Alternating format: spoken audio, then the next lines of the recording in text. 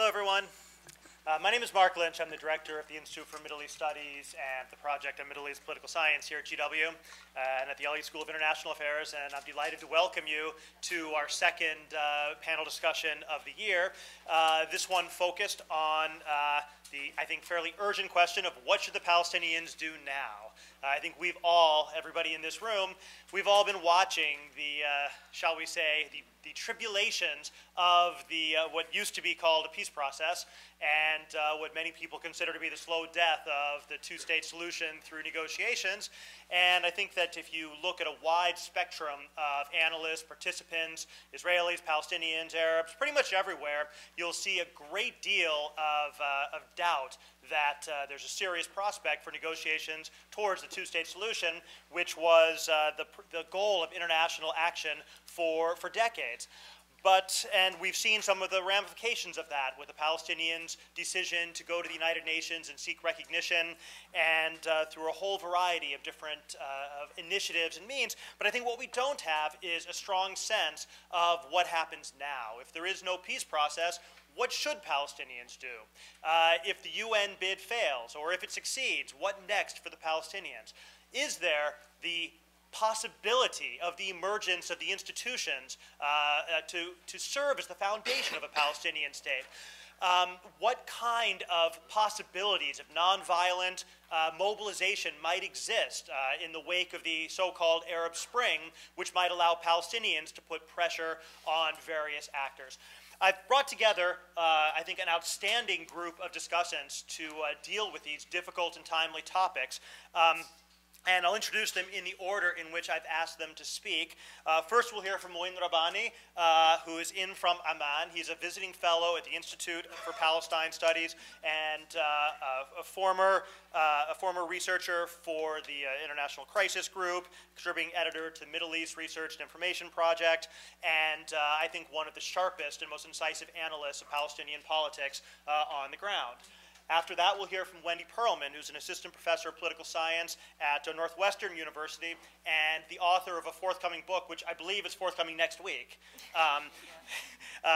called Violence, Nonviolence, and the Palestinian National Movement, which is, I have to say, a truly outstanding book exploring the use of nonviolent protest strategies over the long haul or the long duration of Palestinian history.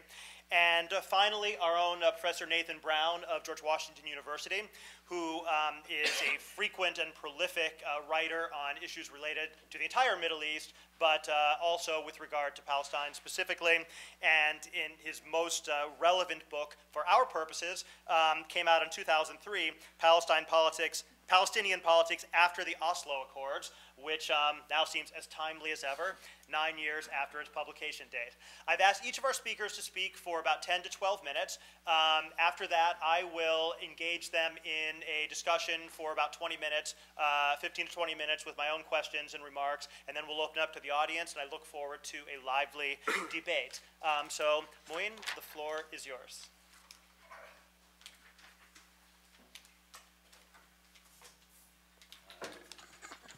Thank you very much, Mark, for your kind words of introduction and also for organizing this event. As Mark mentioned, I'm here with the Institute for Palestine Studies, and yesterday evening I had the good fortune to have a long discussion with several of my colleagues who've been engaged with this issue for much longer than I have. And we were trying to get an idea of what happens next, and between the five of us, the only common conclusion we had was that we have absolutely no clue where things might go from here. And I think that speaks to the absence of a strategy, the absence of any perspective of where things may or can or should go from here.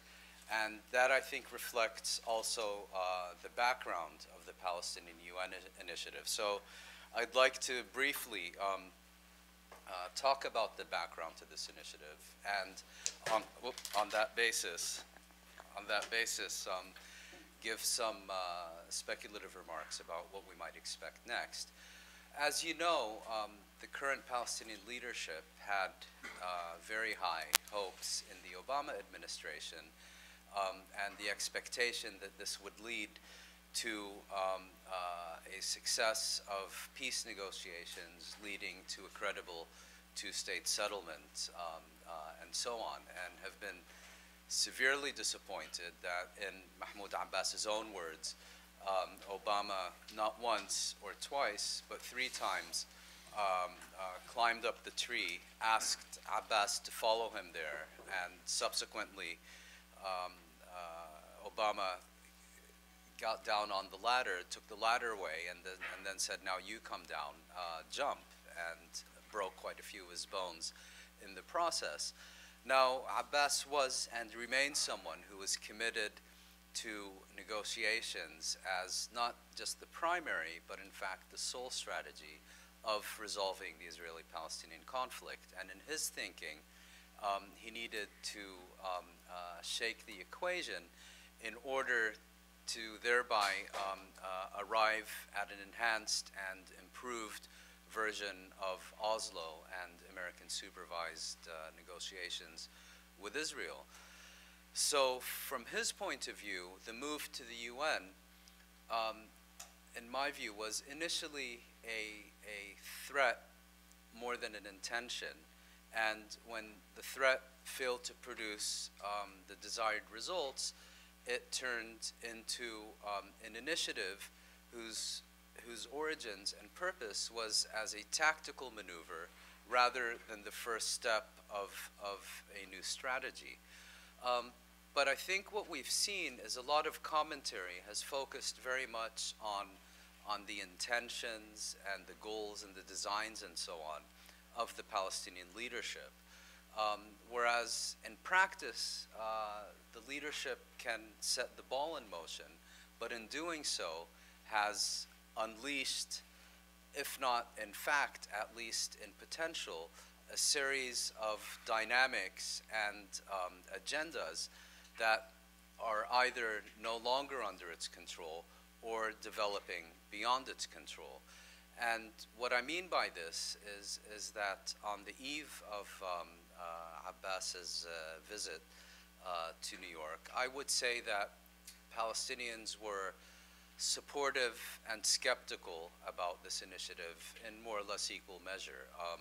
There had been no consultation, no attempt to reach consensus on this move, and it was very much Abbas's own personal initiative, even within the framework of the Fatah movement, which he leads.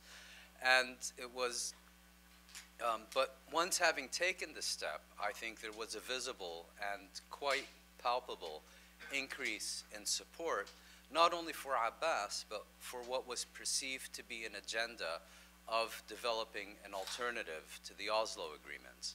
And that alternative is the internationalization of the Palestine question. In other words, moving away from what I would call indefinite, eternal negotiations, bilateral negotiations with Israel that are basically about issues like setting an agenda and so on. So essentially about nothing under a monopoly of, under an American monopoly of the diplomatic process, and seeking to move to a more multilateral international approach to this conflict. And the irony is that internationalization as such is not something that I would identify as one of Mahmoud Abbas's objectives, yet one of the almost inevitable byproduct of this initiative has been, I think, to make it impossible for him to now return to bilateral negotiations with Israel under U.S. supervision. He has to be able to demonstrate that he would get at least as much out of such negotiations as his people, rightly or wrongly, expect him to be able to achieve through the initiative at the UN. And here I think a key role has been played by the Americans, the Israelis, and the Europeans. In other words, they once again have not only given him no ladder with which to climb down, but appear to be even, punishing him for having the temerity to seek to, from their point of view, seek to break free of their monopoly. Now, the interesting thing is that while Israel may be behaving as one would expect it to, and to a certain degree, even the United States, I think the very interesting development has been in the European position. In other words, one might have expected the Europeans to try to develop a common position that could have provided Abbas with what he could have tried to sell as a credible alternative to endorse and adopt, a credible alternative to basically Israeli-American rejection. But if you look at the quartet statement that called for a renewal of the negotiations, I would argue that it compares poorly even with previous quartet statements, which form an important part of the background of this initiative. And therefore, Abbas having no option to return to the negotiating table, having created all these expectations, and always having much more to lose by backtracking than moving forward, now essentially has no option but to either resume negotiations on the basis of conditions which he is simply never going to obtain from the Americans and the Israelis, conditions such as a comprehensive settlement freeze, a clear identification of the 1967 boundary as a basis for a two-state settlement, a guaranteed timeline for the conclusion and implementation of agreement, and so on. So being unable to achieve any of that, he now has no choice but to move forward, because I think for him now to be seen to be regressing in the current context would be political suicide. In other words, he has much more to lose by backtracking now than he had to lose had he not gone to the UN in the first place. In terms of new strategies, I think it's fair to say that while all possibilities remain open, internationalization and refusal, inability, whatever you want to call it, of the Palestinians to return to negotiations under present conditions are more or less inevitable. I think in the longer term, and the longer this goes on, the more likely it becomes that the Oslo framework will no longer be tenable as the framework for dealing with the Israeli-Palestinian conflict. And one thing to look for, I think, is the quartet, which seems to have now played its role to its logical conclusion, and to see whether or not it survives. If, I think, as people increasingly expect, its role is played out, that will be an indication that Oslo is in serious trouble. The other final point I'd like to make is that internationalization can only be one part, however an important part, of a broader and comprehensive national strategy, the basis of which will have to be national reconciliation and the rejuvenation of a coherent Palestinian national movement with a representative leadership. I don't expect a democratic or elected leadership to emerge anytime soon, because the first stage is more likely than not to be some kind of glorified quota agreement between Fatah and Hamas. But this, in combination with internationalization, in combination with popular mobilization, and using also regional changes and so on, could lead, I think, to a significant turning point in how this conflict is addressed, particularly also because of the pressures that will continue to be exerted by regional developments. Thank you very much.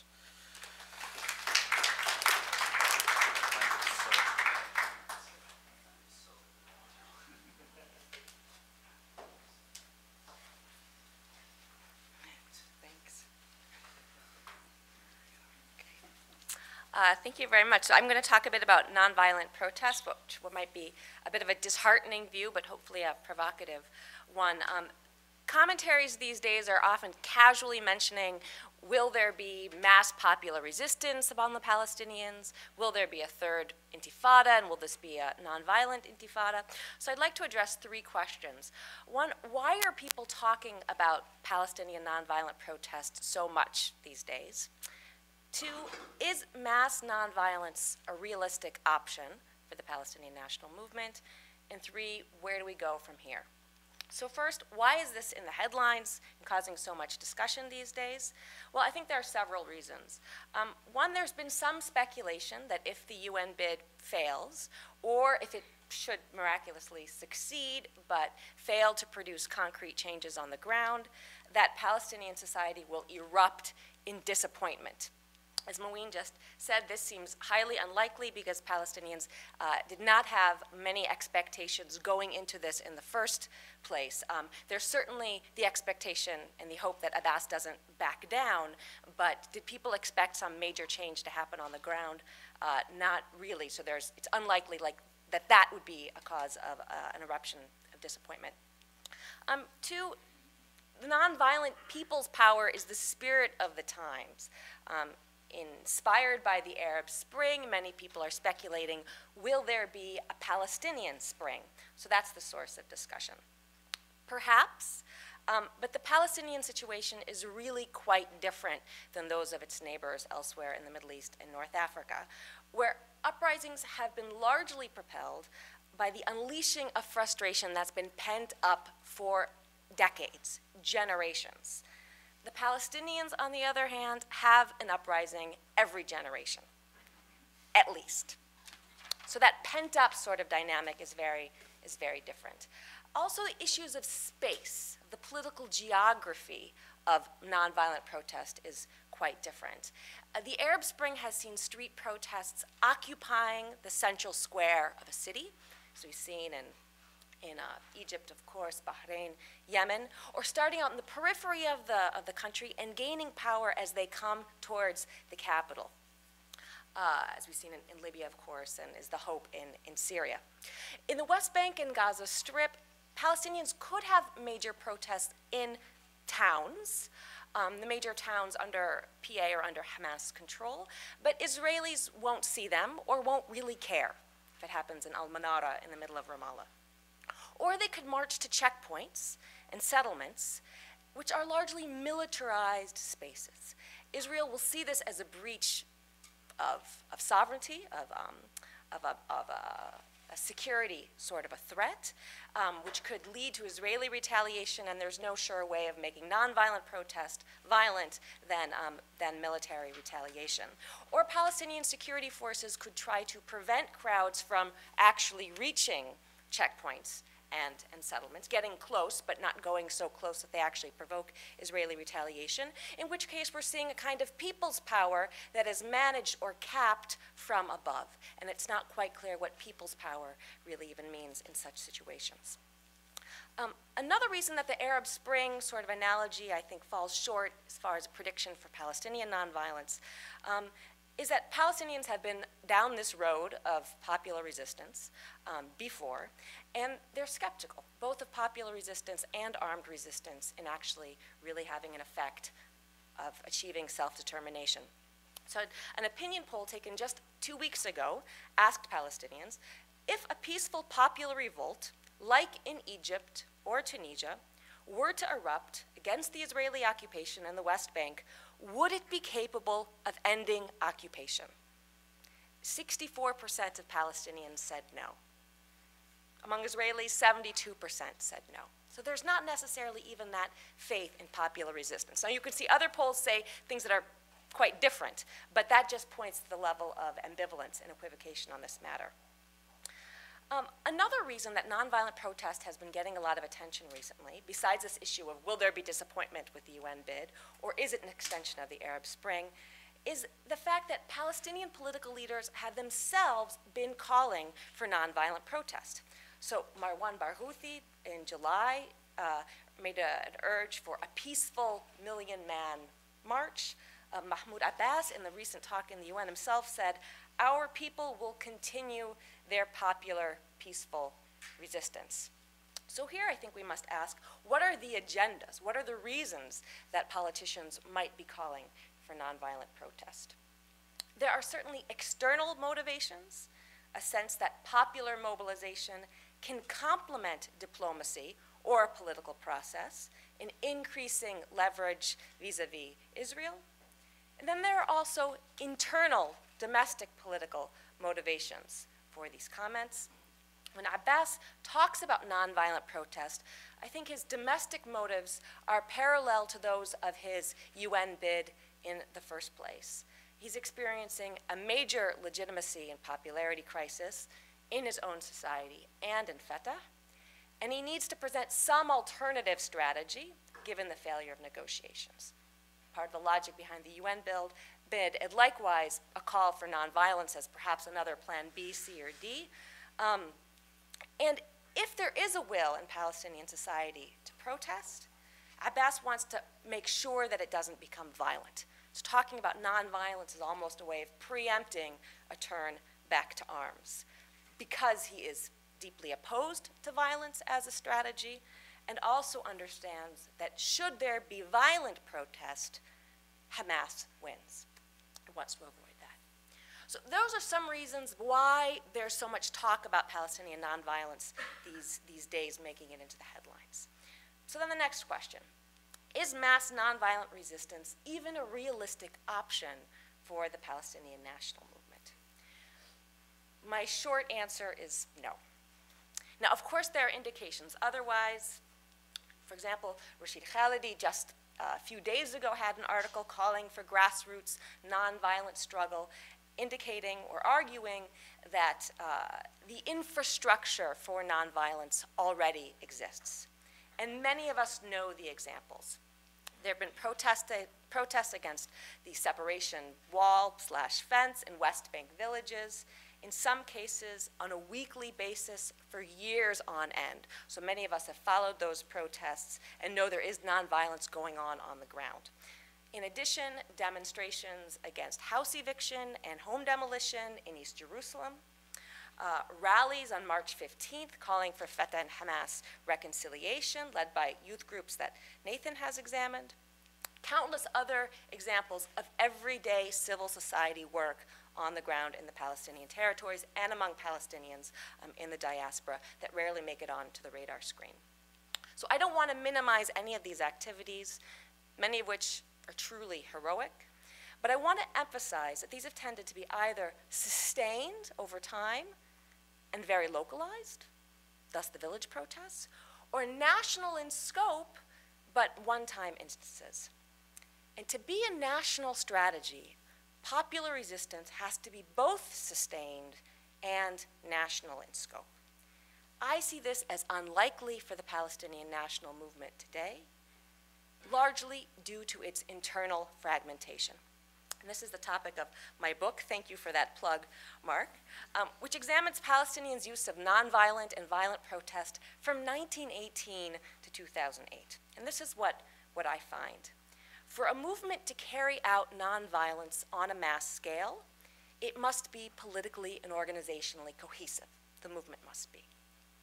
Nonviolent protest requires coordination and collective restraint, which only a united movement is able to provide. By contrast, when a movement is fragmented, it's more likely that its protest will be violent. A movement racked by divisions or lacking clear strategy is unable to inspire and coordinate sweeping participation. And its very organizational structure generates incentives for violence as far as factions may use violence as a way of competing against each other. I find this over 100 years, particularly in the case of the two intifadas. What does this tell us today? Given the fragmentation we all know, the rivalry between Fatah and Hamas, the split between the West Bank and Gaza and so forth, the failure to implement the reconciliation agreement, the growing disillusionment of Palestinian society with all factions, we see a lack of the cohesion necessary for mass nonviolence. So where to from here? I'd like to suggest that much of the current discourse on Palestinian nonviolent protest needs to be critically re-examined. don't get me wrong, much of it is often motivated by true solidarity with the Palestinian cause.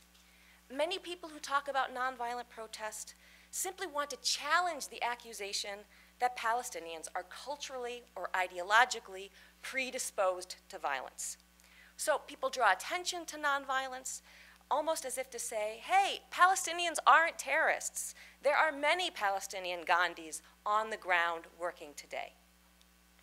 Others who talk about nonviolent protest almost seem to be offering a kind of friendly strategic advice to the Palestinians, as if to say, hey, we support you, but violence doesn't work. Do us a favor, use nonviolence instead. These points are well-intentioned, but flawed, both conceptually and politically. Conceptually, the question, should or will the Palestinian national movement engage in mass popular resistance, ignores the prior question of can it? Does it have the structural preconditions to do so?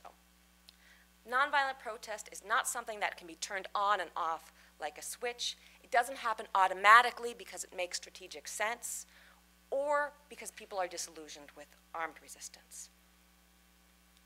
Those who support a national strategy of mass nonviolence among the Palestinians should also support that which is a prerequisite for it, Palestinian national unity. And here I can't stress enough that external actors have played a role in fomenting these divisions and the fragmentation of the national movement and discouraging reconciliation. So those are things that we should think about. In closing, I'd like to offer even more basic critique of current speculations about the possibility of mass nonviolence among Palestinians. I worry that that kind of talk and focus shifts attention in a way that gets the international community off the hook. As Moeen discussed, part of the effect of the UN bid is to re-internationalize the conflict. And here I think that re-internationalize or internationalize does not only mean taking the conflict to the international realm as opposed to that of US hegemony or bilateral negotiations. I'd also like to suggest that internationalize means placing expectations with the international community as opposed to expectations with the Palestinian grassroots. Essentially, the Palestinian grassroots has been engaging in protest for nearly a century. They're tired. They're exhausted. I've been studying Palestinian protest, and I am exhausted. Do I really need to add another chapter to the book about the history of Palestinian protest? In other words, haven't Palestinians protested enough? For decades, whenever the question of Palestine reaches a stalemate, it's typically Palestinian civilians, Palestinian men, women, and children, who bear the burden of shaking things up, mobilizing whatever resources they have at their disposal, making enormous sacrifices, facing enormous risks. We should stop wondering if they will do it yet again. Rather, it is time for the international community to use the resources at its disposal to help bring about a just and lasting peace. Thank you.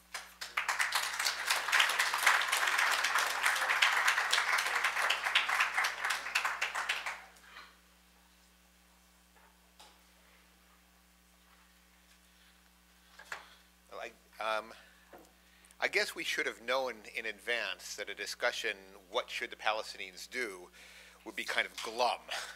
And it has been so far. And I find that gratifying in a very odd way. Why? Because this is a discussion that's taking place in Washington. The analysis that we've heard from both Moeen and Wendy is fresh in some of the details. But the basic picture of a fairly grim situation and Palestinians running out of options is one that shouldn't be news to people who follow the region, and yet in this town it often is. The number of times that I've heard somebody not from Washington or from the United States use the phrase peace process and mean it in a sincere way, I can't remember the last time I heard it from certainly somebody who was actually involved in the conflict. The peace process has been dead for years, and everybody involved knows it, and we've been lying to ourselves.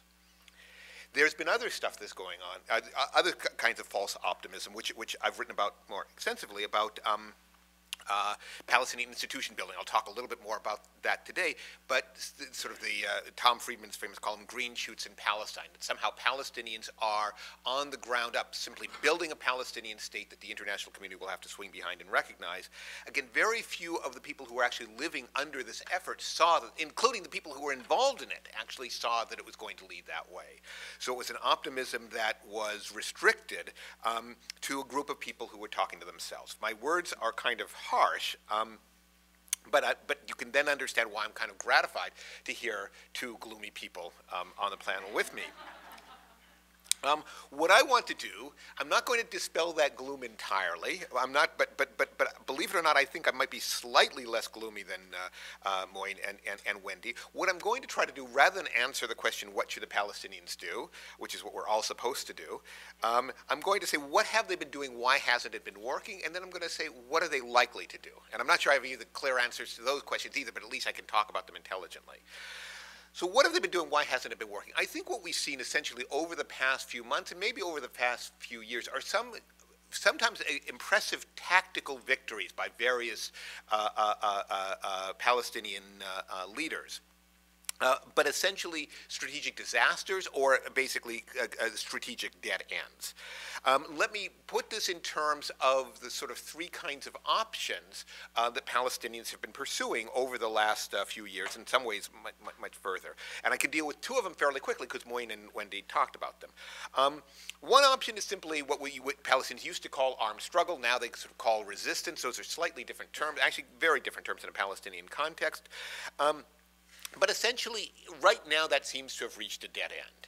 The kind of resistance that Hamas offers, that is literally Hamas's middle name, is one that seems to have been put on hold for a while. I don't think Hamas has forgotten about it, and I think that some of the leadership of Hamas is banking eventually on an eruption of another intifada, but there's a strong consensus in Palestinian society that the last intifada was unfortunately militarized in a way that led to all kinds of problems for Palestinian society and politics, and Hamas itself is concentrating essentially on governing Gaza rather than on living up to its name. Popular resistance, which is an option very much on the table right now, has the obstacles that Wendy talked about. I'd probably be, she said, is this an option? And she said, no. I'd say, is this an option? I don't think so. But gosh, there are creative people who are kind of working on it. So I would be that's where I'm slightly more cheerful. And I'd also stress, by the way, that in a Palestinian context, the phrase that gets used is popular resistance rather than nonviolence, and they do mean something slightly different, ways that may be significant. Maybe not, I don't know. Second option is diplomacy. And Moin sort of talked about this. Yes, some tactical victories have been possible, and in fact, to me, it's actually very impressive what Abu Mazen was able to do over the last couple of months. On an international level, he got the world's attention in a way that no Palestinian leader has done with a single speech since Yasser Arafat first addressed the General Assembly. I don't know how he did that. That was impressive. So he got everybody's attention. And he got Palestinian society's attention too, I think. I mean, the last time I was there was in June when people regarded this with a large measure of cynicism. But I think what it managed to do, essentially the fact that here was Abu Mazen, a man who basically diplomatic strategy was to rely completely on the United States standing up and essentially telling the United States no. This was the sort of thing that I think in any democratic society we can understand how people sometimes react positively to that, and put Hamas a little bit on the defensive. So again, some tactical victories. Where it leads, nobody knows, and I think Moin is probably correct when he says that those people who are engaged in this tactic don't know where it's going. Third strategy is institution building, simply building up institutions on the ground. That is not something invented by Salam Fayyad. That's a strategy that you can actually date back, Wendy goes back to like 1918. I'm not going to go quite that far. You can see some signs of it in the 70s and 80s in the West Bank and Gaza. Certainly during the entire Oslo process in the 1990s, that's when an awful lot of what the Palestinians were doing. We're going to build a state no matter what happens in the diplomatic process. And it's a project that Salam Fayyad picked up and I think tweaked in some ways that made for some short-term successes, but is a strategic cul-de-sac. And the reasons are simple. The kind of institution building that has been going on in the West Bank since 2007, since Salam Fayyad became prime minister, has not been institution building of the same kind that's happened before. It's restricted to very specific areas. especially security and the economy, and essentially fiscal affairs. And those are aspects that are directly related to essentially a viable political relationship with Israel. You don't have those, and all of a sudden restrictions on closure movement come in, Palestinian economy goes back downhill, the security cooperation again is very heavily reliant on relations with Israel. Outside of those areas, there's not a whole lot happening. There's digging of wells, there's building of schools, which are good things, okay? Palestinian children going to schools and drinking clean water, those are good things. But it's, wells and school buildings are not what most people mean by institutions. They mean kind of regular and established and legitimate ways of organizing the society. And those have been atrophying under Salam Fayyad. Absolutely, definitely. As if you look at Palestinian society as a whole, professional associations, political parties, I could go down the list, or some have been just basically in damage control or sort of maintenance. I mean, the Palestinian Authority in Ramallah right now cannot pass a piece of legislation. They can write a new law and issue it by decree, but when they do that, I mean, this is just an example. They put out a legal framework for the West Bank that's different from that of Gaza, that's not going to be implemented in Gaza, and therefore is one that divides Palestinian society. It has no democratic basis, it has no democratic legitimacy, so they're very careful in what they actually do by law. If you talk about building institutions without being able to do more than issue a few regulations, you're not really talking about institution building. What happens then is that international financial institutions come in with kind of glowing reports, say Palestinians are ready for statehood. Is that the case? Is there the institutional basis for Palestinian statehood? Yeah, but there has been for over a decade. Probably for about, I mean, most of the institutions that would be part of a Palestinian state in the political and institutional sense, most of those were built under Yasser Arafat or even before, some dating back to the Mandate. None have been built under Salam Fayyad. Zero. So the idea that it somehow brought them closer, I think, is a little bit imaginary. What it has done has brought tremendous international support and very, very good press. And I don't belittle that. In a sense, Salam Fayyad has, I mean, I talked about Abu Mazen working a miracle of getting the world to pay attention to a Palestinian speech. Salam Fayyad has performed a miracle of being a Palestinian leader who is widely respected and very broadly supported internationally and is seen by some international actors, including the United States, as absolutely indispensable personally. To me, there's something odd about an institution building program that depends on one specific person. That's not what I think of it. I mean, that's a Louis XIV view of institution building, but it's the ones that the Americans have bought into. And that is impressive, and that actually, what that has done has made possible a kind of twinning of the two strategies that I mentioned, the kind of the diplomatic track and the kind of institution building track, and it has basically kept the Palestinian Authority afloat for 4 very, very difficult years.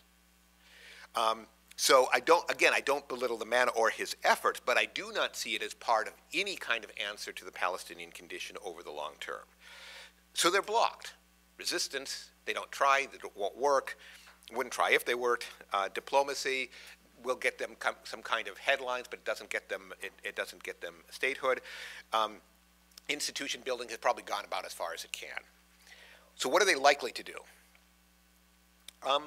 I don't know, but again, I can talk intelligently about the short term. I think in the short term, what you hear if you listen to Palestinian political discussions, all options are on the table. Third Intifada, popular resistance, why don't we just dissolve the Palestinian Authority and deliver us as a present back to the Israeli occupation, say you're responsible for us now. One-state solution, reviving the PLO, all these kinds of ideas. And some are good and some are bad, but they're all on the table. Short term, I don't think we're going to see anything necessarily quite so dramatic. The Palestinian Authority continues to employ large numbers of people, over 100,000 people. And the number of households that are dependent on this is extremely large. So as long as salaries are paid, and that will probably happen even with some difficulty, the Palestinian Authority will probably not fold up on the West Bank. I think some kind of, if the diplomatic process fails, some return to the idea of national reconciliation. And I think Moin is right. He didn't use the term power sharing, but that's really kind of what's on the table, at least short term.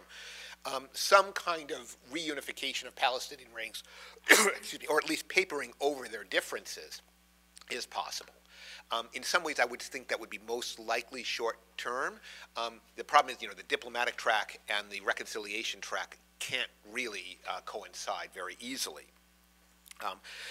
So I think the leadership will have to choose one or the other, and right now they're committed to diplomacy. At some point or other, if that dramatically fails, they may turn back to reconciliation. And I think the option of popular resistance is on the table. I think some kind of upsurge of popular activism is not going to happen today or tomorrow, but there are agents out there, both kind of new agents and some very old ones, who are dedicated or thinking about ways to put this back on the table. Which of these will be pursued, what combination, I don't know. But a final word about the slightly longer term. The most interesting, in some ways worrying, but in some ways perhaps not, development that I see in terms of Palestinian political discourse right now is a disengagement from the whole idea of Palestinian statehood. And I don't want to go too far there. Okay, I think if a Palestinian state were offered tomorrow, everybody would be fine. All the leadership is still dedicated to some kind of Palestinian state, even though their vision of what that state might look differs. But I think at a popular level, what we're seeing is a Palestinian national movement that really, for much of the 20th century and into the 21st, was about getting a Palestinian state in some way, shape, or form, has now said, number one, we've seen what that state might look like, and it's not as pretty as we thought. Number two, we're not sure we're getting it anytime soon. And number three, we've got real problems that a state doesn't necessarily, a state as a utopian dream doesn't necessarily address. So what we need are things like, and this is why you start hearing terms like this far more, an end to occupation, securing of national rights and of individual rights of the Palestinian population. And you see kind of a shift from a focus on kind of the ultimate goal of Palestinian state as the crowning achievement of Palestinian national movement to a little bit more agnosticism about ultimate ends. One state, two state, who cares, so long as we see an end to occupation and so long as we are able to live our lives as individuals and as Palestinians. Whether that's worrying, as I suggested, or whether it's not, I don't know. But I think, in a sense, the Palestinian population is checked out of the peace process a long time ago, and is beginning to check out, at least partially, from the whole effort, or from the whole conception of the Palestinian national movement as one that's fundamentally one about securing or building a state.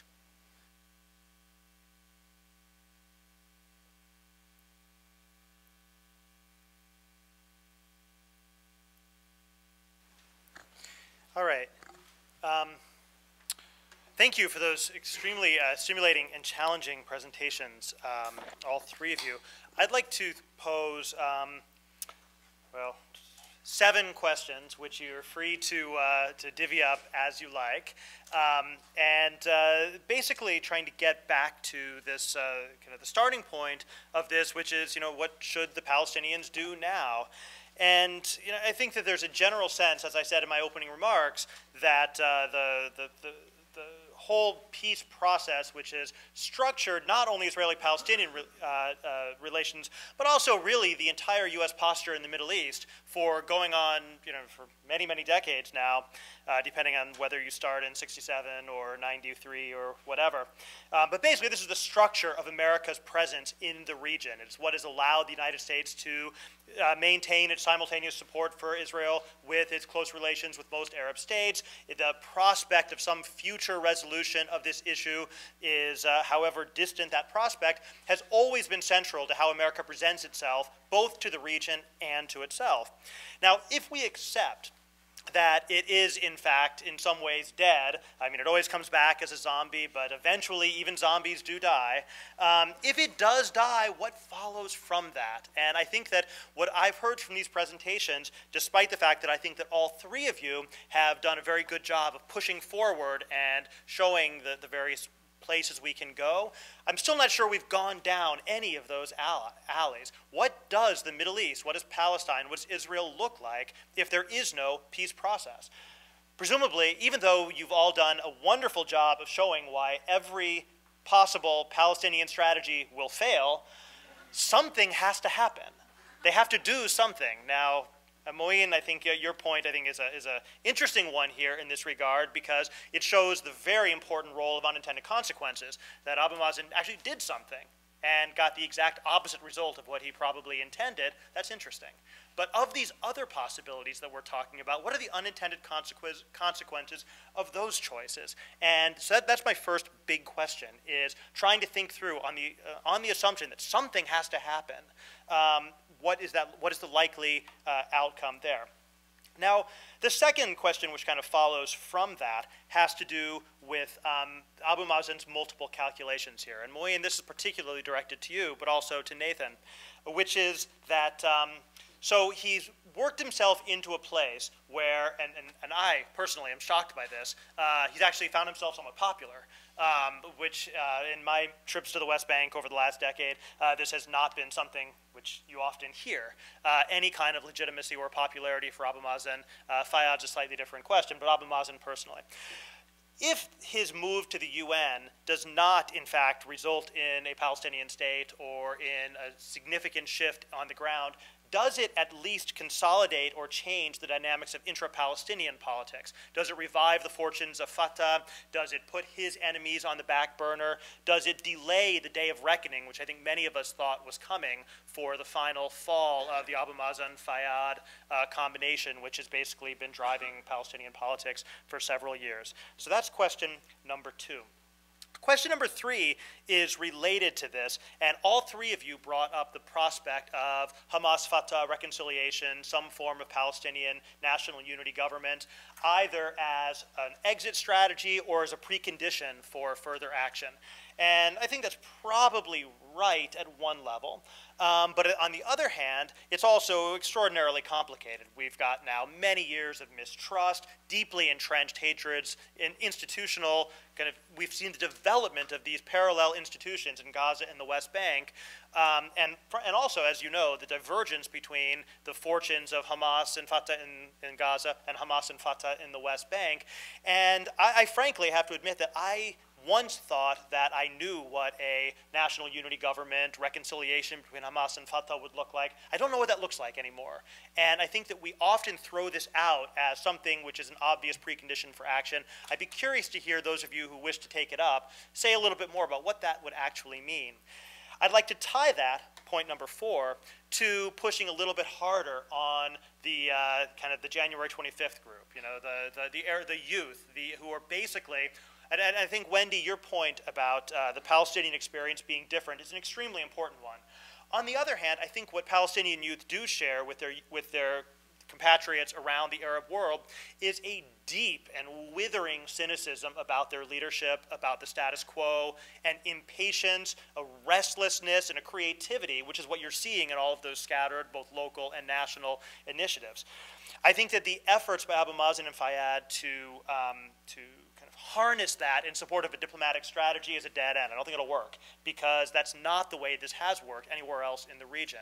This is an anti-status quo trend, not a movement, but something which is, I think, rooted in this new generation of people who simply do not have any confidence at all in the peace process, in the Palestinian Authority, in any of the things which we here in Washington put our faith in. And I'd like to push you to say, you know, we talk about Hamas-Fatah reconciliation. I hear no interest whatsoever in such a thing among the Palestinian youth that I listen to. They see both of them as dinosaurs, as the problem, and they want to move on. You hear people like Mustafa Barghouti, not Marwan, but Mustafa, talk about trying to harness this, but they don't really respect him either. So the question then is there any way to harness and capture this trend to move on and have them be more than just a hope? So that's question number 4. Question number 5, just very briefly, is about Palestinians who live outside of the West Bank and Gaza. What used to be the PLO, Palestinian refugees, where are they in this equation? What role can they play? If you look at the Arab Spring, there's been an extremely important role, for example, in Syria for Syrians in exile. Tunisians living in Paris were central to the Tunisian revolution. What role do you think that Palestinians in exile can play? After all, they have a far deeper and longer history of involvement in internal politics. Do you see any role for that there? Related to that, question number 6 is none of you mentioned the broader phenomenon of the boycott and divestment movement and the broader problem of Israel's increasing isolation from the international community and its growing problems, both with its losing of its major Arab allies, such as Hosni Mubarak, but also its alienation from international public opinion. Now, it's fair because that's not primarily, I think, a Palestinian strategy. And yet, clearly, if you talk to Israelis, they're not feeling very good about their prospects either. If you only listen to the Palestinian side of this, you would say, wow, you know, the Palestinians have no options. They're totally, I'm not going to use that word, we're on camera.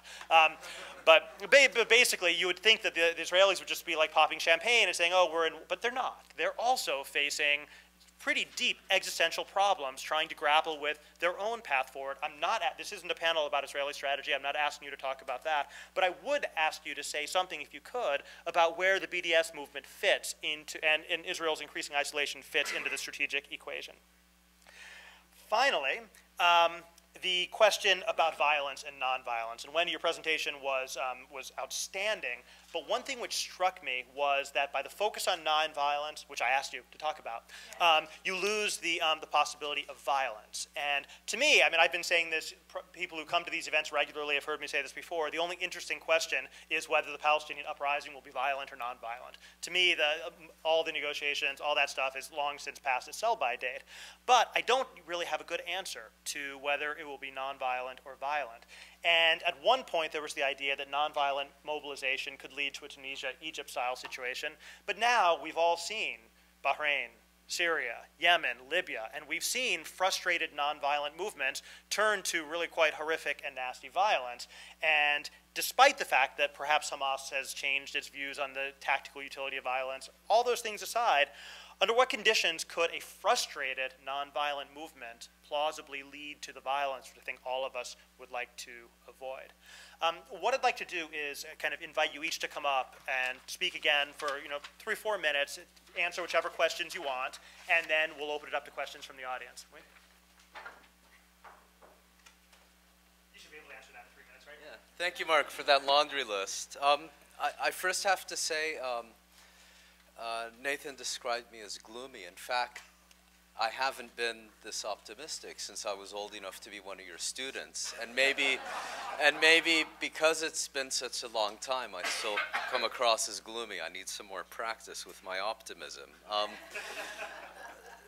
I think the point is that this can go any direction, but there's a real possibility, and one that increases with time, that we are at a significant turning point two of whose main features will be the internationalization of the question of Palestine and internal Palestinian reconciliation, which I think are very much 2 sides of the same coin. You can't really have one of them being meaningful without having the other.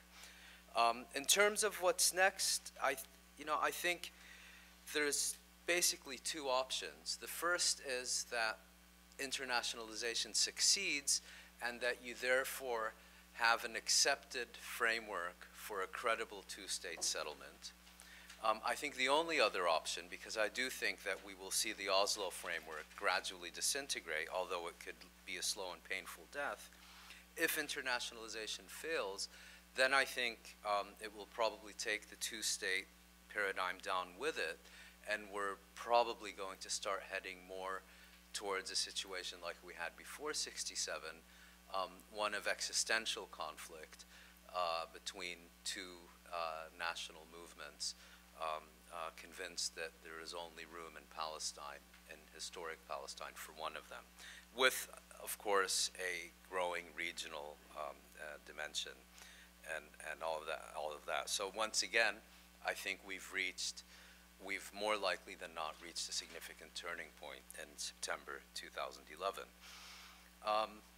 Yes, I also think that it has changed the interplay of Palestinian politics.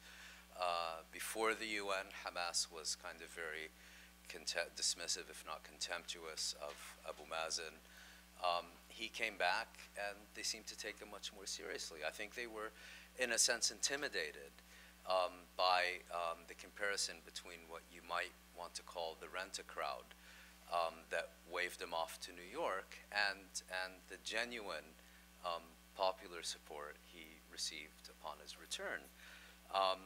Abu Mazen may now be more willing to speak to Hamas because he can do so from a position of relative strength. Hamas may now be more willing because of its weakness, ironically enough, because I think if there is a Tahrir Square in Palestine, it's not the Manara in Ramallah, it's Palestine Square in Gaza City. And I'm not saying this because Fatah is more popular than Hamas, but I think if you look at the contiguity of the Gaza Strip and so on, I think the Gaza Strip and Palestine Square in Gaza City lends itself to that kind of regime change much more than does, let's say, the territorial division and so on in the West Bank. The basis of reconciliation, I think that can only be a common political program. Without agreement, without a strategic consensus on what the common objectives of the two main factions, and therefore more or less of the Palestinian people are, I don't think reconciliation can meaningfully go forward. And I think if you look at the positions of the two parties, at least under the present circumstances, despite the caveats that Nathan and that you mentioned, I do think a two-state settlement is, for now at least, the only basis for such a common national program. In terms of youth, again, I'd like to reiterate what I said about a Palestinian Tahrir Square.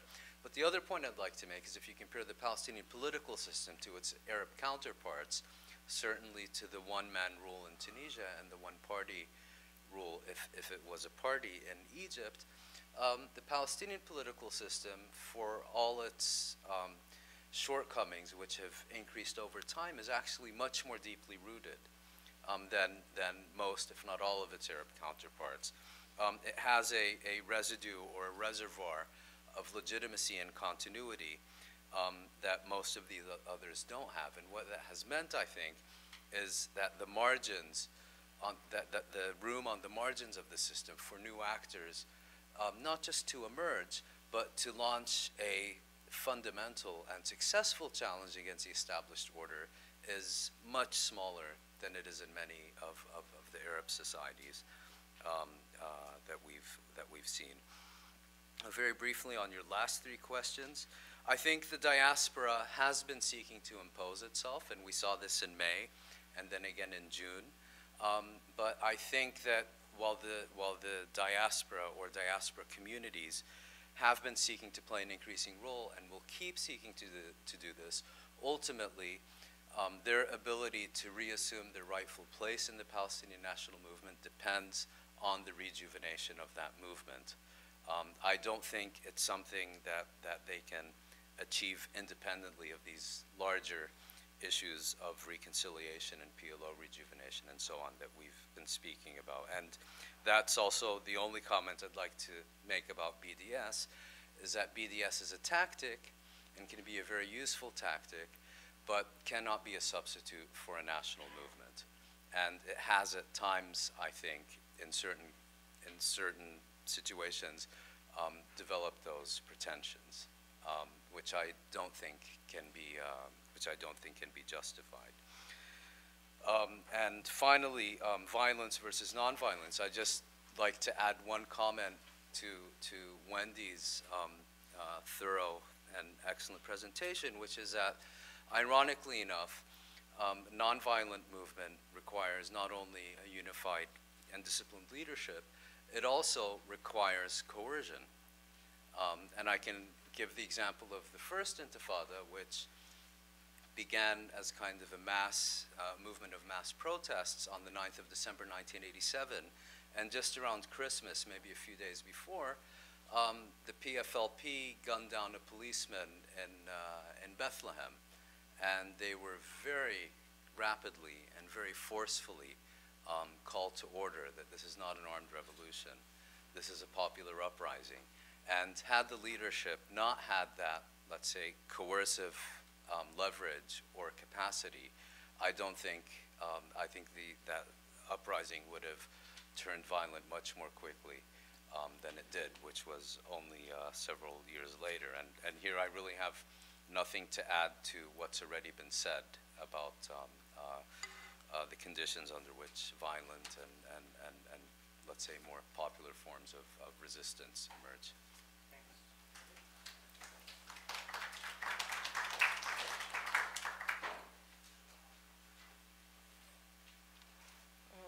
The notes I've taken are much too messy for me to possibly even find my comments on all 7 questions, so I'll just talk. Yeah, I'll see what I can read. I guess one quick thing is to say also, I hope not to have been so gloomy. I think this is an exciting moment, and in many ways, Abu Mazen's move is absolutely brilliant. The worst thing for the Palestinian national cause is nobody paying attention to it. Period. That's the worst thing, and the fact that this entire UN bid has people talking, has it in the headlines, has focus on the question is a good thing for the Palestinian national movement. And in that respect, I think Abbas's move has been actually quite brilliant. I'll kind of link the question of Fatah-Hamas reconciliation and the fact that Palestinian youth, and not just Palestinian youth, I think of all ages, are completely disillusioned with all factions, with the factional rivalry, with leadership, both leaderships. Absolutely, there is that disillusionment, which we saw, have seen throughout the Arab world. My worry about the Fatah-Hamas rivalry and what it would mean for grassroots protest or space for this disillusionment to emerge into some sort of resistance activity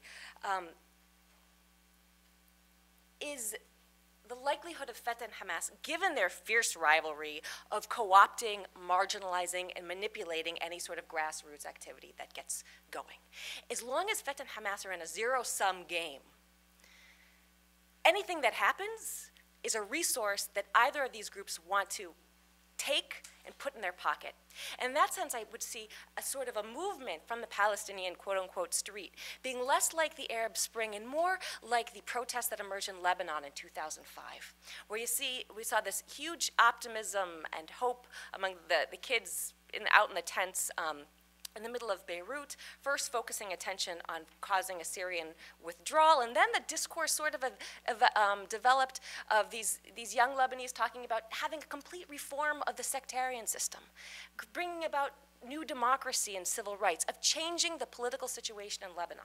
And then very quickly you had each of the Lebanese political parties working their way in, each one claiming their kids. The SSNP took their kids, and March 14th took their kids, and March 8th, and so forth. And it gradually became co-opted by the powers that be, and that was nipping in the bud what was potentially an incredibly inspiring moment. And that's my worry. So I'm less worried about Fatah and Hamas. What will the reconciliation agreement look like? What exactly could it look like? I mean, you look at opinion polls, and most Palestinians say they would like a government of independent technocrats and so forth. The question is Fatah and Hamas getting out of the way and giving some political space for Palestinian civil society to emerge in a way that's autonomous, that has a will that can be expressed and can and put limits on political ambitions of factions, or whether the factions are going to dictate the scene. So to the degree to which some sort of autonomous space, which is part of what made the first Intifada so inspiring and work, is that there was this enormous will and participation that held the factions accountable to society rather than society being sort of a resource to be invested for whatever factional gain or political ambition. So that's my real concern in terms of national unity. About violence and nonviolence, I mean, frustration can erupt into violence, and frustration can lead to withdrawal. And I think it's hard to overstate the degree that the second Intifada was absolutely devastating for Palestinian society, and most people just don't want to go down that road at all. They're still recovering from the deep ways that was absolutely devastating. My own sense is that there's not much of a will for violence. I mean, maybe something here and there, but on any sort of mass way that escalates, that becomes a cascade, that leads to outbidding dynamics in which everybody wants to get involved, in which that can rally and get popular support. I mean, one thing that gets violence going is when it's popular, and groups that use violence see that they are rewarded in terms of their popularity on the street when they use violence. That I just don't see, is my reading of Palestinian society right now. As far as, I'd also link the questions of the future of BDS and Palestinian diaspora to the first question of something is going to happen now. What could it be? I guess, yeah, something is going to happen. Something always happens, but the question for me is it linked to a strategy? Is it linked to a clear goal? And the fact that you have boycott and disinvestment, you have activities among the Palestinian diaspora, and you have the refugees marching from Syria and so forth. There's lots of stuff going on. And every Friday there's still the protests going on and Berin against the wall. The question of whether it is united under a clear goal or strategy, or whether all of these things are going on in disparate ways, which is inspiring, but can it lead to a clear political outcome that leads to Palestinian self-determination? In the absence of that political vision, I'm unfortunately a bit pessimistic.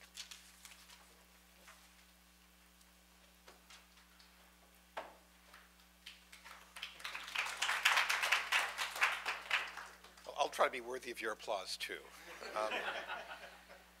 I'm going to try to answer three of Mark's questions, one about BDS, one about reconciliation, and one about youth, but I'm going to try and work in your early question, which I won't respond to directly because I can't, but you used the idea of unintended consequences, and I think that will play into all three. First, with regard to BDS and the broader question of international isolation, yeah, this is a real worry for the Israelis, and I think it probably bears serious attention in terms of sort of factoring this in. Israelis do not want to become like, South Africa, and they fear that that is what is happening to them. The old South Africa, apartheid South Africa, they are worried. It really actually kind of has them spooked in some kinds of ways. And I do not want to be misunderstood. I don't boycott. I don't have anything to divest, so it's not an issue, and I can't levy sanctions. But I'm not endorsing BDS. But I actually think that this is something that sort of the Israeli fear is one of the few things that the Palestinians, one of the few kind of weaknesses right now from a Palestinian perspective. The question is there anything the Palestinians can do to leverage that fear into doing into any kind of action on the Israeli-Palestinian front? And I don't think that happens without some kind of sense of crisis, that there's something kind of pushing this ahead, this kind of, it's linked to what Moeen was talking about with the internationalization, but as long as internationalization is primarily a diplomatic process that takes place primarily at the United Nations or maneuvering over the wording of quartet statements, it's not going to really have that much effect on the ground. The moment it gets some kind of broader traction, I think it might. I don't see that happening, honestly, without some kind of new upsurge of what I'm just going to call popular activism. And again, I don't want to be misunderstood. I'm not endorsing BDS. I'm not endorsing a third intifada or anything like this. But if I'm going to factor that in, that's how I think it happens, and that's how I think Palestinians become actors within it. And now, the second, in terms of reconciliation, again, reconciliation is probably like not even the right word to use, because what the two factions are talking about is essentially almost a ceasefire, right? I mean, you'll get Gaza, we'll keep the West Bank, we'll kind of coordinate, we'll work out some kind of national program. As long as it is kept on that level, I think what you have is a recipe for national immobility. Now, I factor in unintended consequences. What could make this happen in a way that was sort of prided out of the hands of the two factions, and both of them kind of dominated, I think, by fairly short-term thinking. One possibility is youth activism. I'll come to that in a second. And the second is that as part of any reconciliation agreement, elections are thrown in. Now, why is it that, I mean, neither side is ready for elections. Hamas is definitely not ready for elections. Fatah can't even organize. It can't even organize local elections. I mean, a friend of mine once said the problem with Fatah right now is we now know, after the local elections were canceled several times, Fatah cannot even run unopposed. So they're not up to the level of the Soviet Communist Party. And yet, in any of these reconciliation agreements, elections get kind of thrown in there. Why? Well, politicians discount the future, so yeah, sure, fine, and then we'll do elections. Fatah is kind of thinking, you know, Hamas is kind of on the ropes. It still hasn't quite sunk in that they cannot run a campaign or even come up with a slate of candidates. But so it kind of gets slipped in there. If you had some kind of reconciliation agreement that had some kind of international support that really pushed elections, then all of a sudden the factions begin to lose control of the process, and they've got to kind of return to rebuilding their popular base in a way that I think, I mean, a Hamas that actually showed some concern with its, much greater concern with its popular standing would be behaving differently. I mean, it has some concern, but it is essentially not driven by fear of elections. And God knows what would happen to Fatah and who else would arise. So there is a possibility as a sort of unintended consequences. Youth activism, I mean, I think I agree with everything that has been said, except, Mark, I would kind of place the youth activists a little bit differently. The people who are out there, the youth activists who are out there saying, let's do like the youth in Tahrir Square, this sort of thing, they are there in Palestinian society. The ones who are disenchanted say, we've got to find a way to kind of like get these dinosaur old movements either to move with us or move out of the way. They're there. They're fairly small in number. That's sort of the issue. I mean, I think, I go back to what Moeen is saying, that the factions and the institutions of Palestinian life do have far deeper roots. So I remember being told, this was in a refugee camp outside of Nablus last June, when I asked to meet with some youth from the camp, and one of them basically just said, if we're going to march on a checkpoint, I want some kind of, I can't remember, some old Fatah guy, he didn't quite say it that way, rather than one of these kind of stringy-haired, baggy pants people from friend school in Ramallah leading me, okay? And that kind of dimension is going on. So what you have, however, is and again, this leads into unintended consequences. You have youth activists who are fairly small in number, but they are smart and they are clever. And every single objection and every single obstacle that we have spoken of here, and dozens that have occurred to them. You ask them, well, you know, what about this? They don't necessarily have answers or defined answers, but they say, you know, what about the absence of a single public gathering place? They'll talk to you about strategies about that. What about engaging the Palestinian diaspora? Well, you know, here's different ways that we think we can do it. When they began, they actually did focus to some extent on ending the division between the West Bank and Gaza, and exerted some real popular pressure. And the dynamic that Wendy talked about, sort of the zero-sum Fatah-Hamas game, started coming with major factions, where Hamas was saying, wait a second, this is a Fatah plot. And Fatah was saying, okay, you know, who in Hamas sent you up to this? But they had some effect for a few weeks, and then the factions essentially took it out of their hands. I mean, essentially what happened was it became a project of the old men and the old leadership. I don't think, again, every single thing that we've said here in terms of the obstacles is true. I just wouldn't underestimate at least their tactical ingenuity. And the idea that they could somehow provoke a process which they couldn't control, but which the factions couldn't control, I don't know what that would look like. And I don't think it's likely, but I don't think it's impossible either.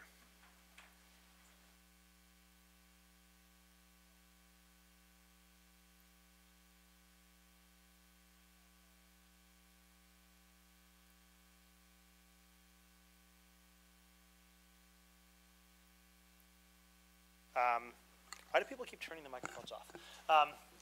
We'll take and keep your questions short and put a question mark at the end, and that would be great. In the back. Nizar Ghanem from Lebanon. I just have a question that nobody spoke. Like, what would happen if, like, the Palestinian bid for state went to the General Assembly? What is, like, basically the strategy? Are they gonna, like, basically sue the Israelis in The Hague or something like that? What's that legal strategy of the Palestinian PA? And another thing is, What about one-state solution? I mean, I feel that this is where we're going at, and nobody wants to see the elephant in the room. And I think that like the younger generation in the Middle East believes in that. We meet, I mean, we see Israelis abroad, and we talk about this. And I think that maybe it's not ready yet, but in 15 years, there's where we're going at. Great. So, in the pink shirt. Hi. Let's skip ahead for a little bit and stipulate the Palestinians get a state tomorrow. Hamas and Fatah turn into the Republicans and the Democrats. How would a united Palestinian state be able to reconcile divided territories and divided realities on the ground when the former occupying power is sitting in right between states? How can they develop a sustainable and functional institutional government?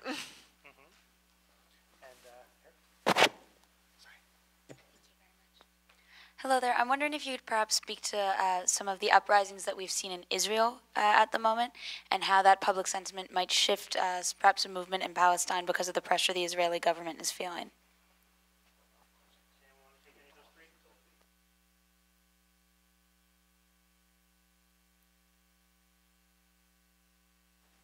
Well, it's not clear if the Palestinians will go to the General Assembly, and if so, what exactly the consequences will be. I would just say, and this ties into the earlier discussions about BDS, if you look at it as a tactic, it's not only boycott, divestment, and sanctions, but perhaps even more important than BDS is the idea of fighting the small battles, not this whole discussion about one or two states, but let's say the battles on the ground about the West Bank wall, about reactivating the ICJ advisory opinion, about fighting new settlement expansions and war crimes and so on, through the increasingly,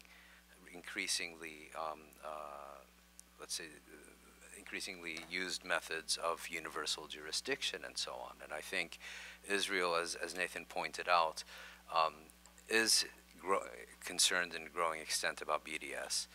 It's scared beepless about these kinds of issues that could, and therefore the Americans have, and the Europeans have been very keen on any enhanced Palestinian status, not including accession to the Rome Treaty and so on. In terms of one-state solution, look, there are two grounds on which to endorse a one-state solution. There's, let's say, the moral political argument, which is that anything else is simply unjust and bankrupt, etc. And you can either agree or disagree with that point of view, but at least, I mean, at some level it's coherent and makes sense. What I really have trouble understanding are people who say the two-state solution has failed, therefore we should go to the one-state solution. It's almost like saying, because you failed to capture a stray cat, you're now going to go after a saber-toothed tiger. It just doesn't make sense that your answer to failing to meet the challenge of the occupation is to seek a secular democratic state in all of historical Palestine. I think there are reasons why you would want to do that, but having failed to end the occupation is most certainly not one of them. It just doesn't make sense. Yeah. I could just jump in on that comment. I'd say that there's a sort of a third grounds for talking about a one-state solution, and that's purely tactical, of trying to change, almost saying, Palestinian discourse towards Israel saying, we've tried so hard for a two-state, we give up, we're going to try for a one-state, and see if that sort of shakes things up. So purely talking about that as a way of putting more pressure on the move towards a two-state solution, although I think it's just sort of a rhetorical flip. I don't know if that would really have any effect, but maybe that talking about a one-state as a closer way to getting more action on a two-state, agreeing with the idea that the chance of getting the saber-toothed tiger is probably pretty slim. I just want to say that quickly on the question of the uprisings. In Israel, I think it's very interesting, the sort of the tent city and so forth. And in Tel Aviv, these really focused on socioeconomic concerns internal to Israel, that very much about the cost of living and cost of housing and so forth. And it's really been striking, almost a move within Israeli society of the conflict in formaldehyde. We're not even going to talk about that now. Let's talk about us internally. And it's interesting to think of this as something good or bad for Palestinians' efforts to shake things up. I mean, it's almost, again, testimony to the degree of disillusionment, I think, in Israeli society, if nothing much can happen with the conflict, so at least let's try to get our own internal house in order. So I don't see it having, at this point, much direct effect on the Palestinian situation. Their potential allies of the Israeli left are turning elsewhere. They're turning internally. So my guess would be that's negative, if anything, for their purposes. Okay, let me address first the one-state question, because it comes up a lot. I mean, I think I would agree with what Wendy and Moeen said. I would say something else as well, that if you accept the desirability of a goal of a one-state solution, the question of, I mean, I guess I might be formulating Moeen's argument in a slightly different way, of how you get there is very, very significant. It sounds to me like you're comparing an ideal with current reality with no roadmap on in between, and my glib answer sometimes, it sort of sounds like communism. Okay, a society of, from each according to his abilities, to each according to his needs would be fantastic. The prospect or the process of getting there, however, was brutal and ineffective. In a sense, right now you have a one state. There is one single state in the British Mandatory Territory of Palestine, and it controls entrance and exits and so forth and so on. It makes laws, and it controls the use of force and so forth and so on. It's just not a solution, and that's what I think moving to a one-state solution might look like. It might be a little bit uglier than the noble vision might suggest. On the issue of kind of West Bank and Gaza, can you kind of govern them jointly? Well, I'll give kind of a glib answer. Sure, like Alaska is part of the United States. That works just fine. Now, of course, Israel is not British Columbia, and that's kind of the problem. In the context of a working peace agreement, there was, I mean, a lot of when the peace process was alive, there was real discussion about the safe passage routes and so on. I don't think that's unworkable. I think it's difficult without, but to me, the problems with a two-state solution are not sort of in that level of practicality. It's that kind of the basic diplomatic ingredients are not there right now, and I'm not sure are going to be there anytime soon. So, but those are the kinds of practical arrangements that, I mean, they're real and they're difficult, but I think they could probably be worked out. Okay, we're going to take one more round of questions, but nobody gets more than 60 seconds. All the way in the back. I had a question for Wendy Perlman. You mentioned that a lot of the protests in Nabi Saleh and the Sheikh Jarrah protests, they focus on strategy rather than end goals. Do you find that any of these youth activists actually have an end goal in mind in terms of one state, two state, or would they accept, a Bantu-sized state or anything like that?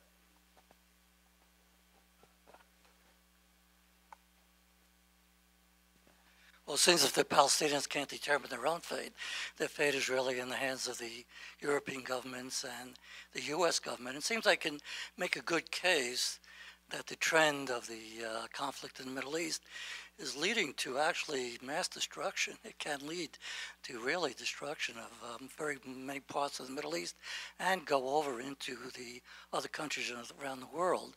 So it seems to me, with support from the new emerging Arab nations and also from all of the Muslim nations and Latin America and Russia, that they can make a good case, to the other governments to show that it is in their interest to support the Palestinian rights and stop this juggernaut of Israel as an expansion and to manage to reconcile the settlements.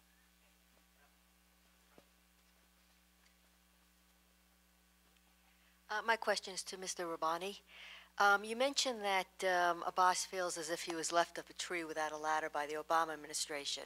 Would you elaborate a little bit on that in light of the fact that the Obama administration is also getting tremendous criticism from the Jewish community here in the United States for their perceived notion that Obama is pro-Palestinian? So much of the narrative and so much of the game plan of the Palestinians has been to also build institutions while playing internationally and bilaterally. Dr. Brown, you only spoke about economic and security-based ones and said there's nothing else. What can they point to this time that's more government-based and top-down institution-wise, if there is anything?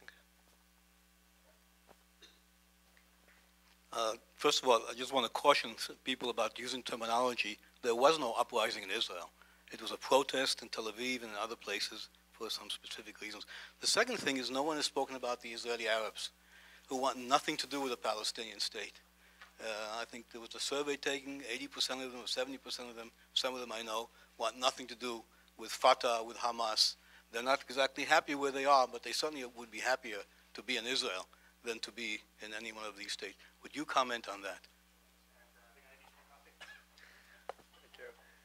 I know this is supposed to be about Palestine, but can you talk a little bit about the U.S. role in this and how there might be a diplomatic fallout, one from the U.S. cutting aid to the PA and the veto, that's the imminent veto, basically, in the Security Council?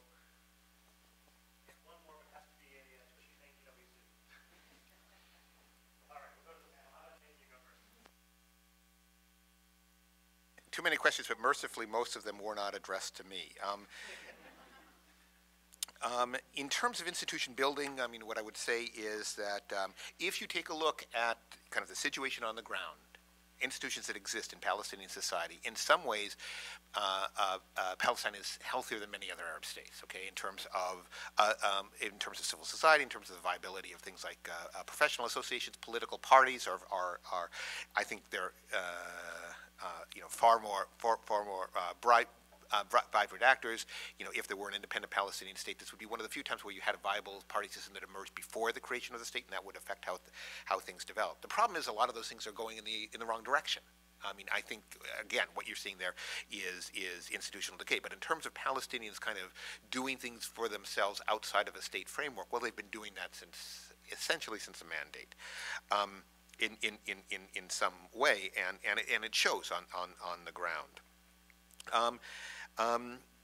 In terms of the Israeli Arabs, I don't have an awful lot to say. What I would say, and that's the only other question I'll address, is that, yes, I think you certainly do not hear clamoring on the part of Palestinians who have Israeli citizenship to be citizens of a Palestinian state.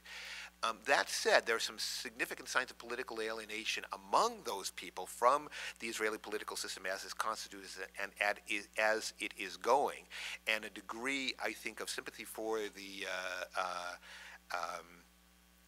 Palestinian cause that are from some worrying developments for Israel that I think can feed into what people have been talking about, kind of this feeling of like, yes, everything is going fine right now, but the world is changing in some ways we don't have control of, and may be ugly for us long term. So there's still, I think, I mean, I think what you're saying is accurate. But if I were an Israeli, Palestinian, or Jew, I would not take much comfort in that. Great. I would also add on to the issue of Israeli Arabs that in terms of they want nothing to do with the Palestinian state. I think there the issue is they don't want the borders of Israel to be unilaterally redrawn so that they find themselves on the other side. I think that sort of reaction to Lieberman's proposition and so forth. Not that there's not great sympathy with the suffering brethren on the other side of the wall. About the question about the protests in East Jerusalem and so forth, if there is a clear end goal, I mean, my sense, if there is one that hasn't been articulated, that these types of smaller protests aren't taking on these big issues of what's a resolution to the conflict, and that's part of why they've been so successful. I mean, a village that protests so that the route of the wall does not go through their backyard, and that's how they've been able to unite on something concrete, immediate, of dire importance for the population, and a place where they could really have an effect, so that the goals have really been much smaller and immediate, not taking on these huge political questions. It might be likely that members of these different movements, if they were to articulate an end game for the conflict, would have different perceptions. That's why in some of the village protests you have members of Hamas and Fatah all working against the wall route and so forth. And the fact that there have been international presence and Israelis also participating in these protests, certainly there's going to be a wide range of views of the end of the conflict. in order to have a sort of end of the conflict goal, it takes going beyond these smaller protests. Although they're keeping the fire alive, and in that sense have really served certainly a purpose over the past years. Yep. The question about Obama being seen as pro-Palestinian, I think, says more about the United States than it does about the Middle East. I mean, here you had this absolutely bizarre reality of an American president giving a speech that made Avigdor Lieberman salivate and outraged American politicians as a betrayal of Israel. I mean, it's fair to say, I think, that at that level, the political narrative in this country is probably more extreme than that in the Israeli Knesset. I think there are voices in the Knesset among Israeli Jewish Zionist parties that would be considered treason in the Congress.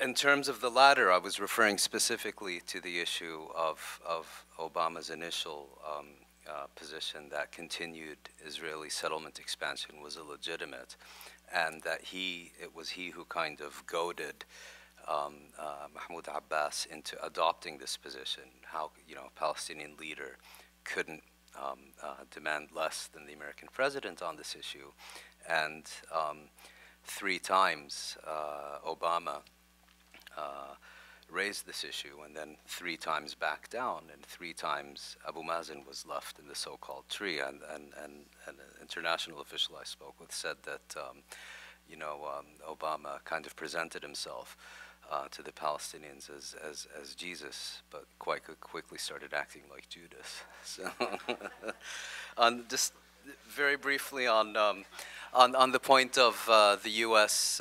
cutting aid to the Palestinians, I think it's a very encouraging sign, and I hope they follow through. I think it will enhance very significantly the prospects of Palestinian reconciliation. I think it will put substantial pressure on the Arab states to resume, especially in the context of the regional upheaval, to resume support to the Palestinians with no strings attached, rather than the current situation where every penny of American aid is scrutinized to make sure that it serves Israeli rather than Palestinian interests. And you now have a situation where, in fact, getting maybe back to your question, interesting article in the New York Times, the Obama administration was lobbying the Israeli government for the Israeli government to lobby AIPAC, to lobby Congress not to cut off aid to the Palestinians. And why was it doing this?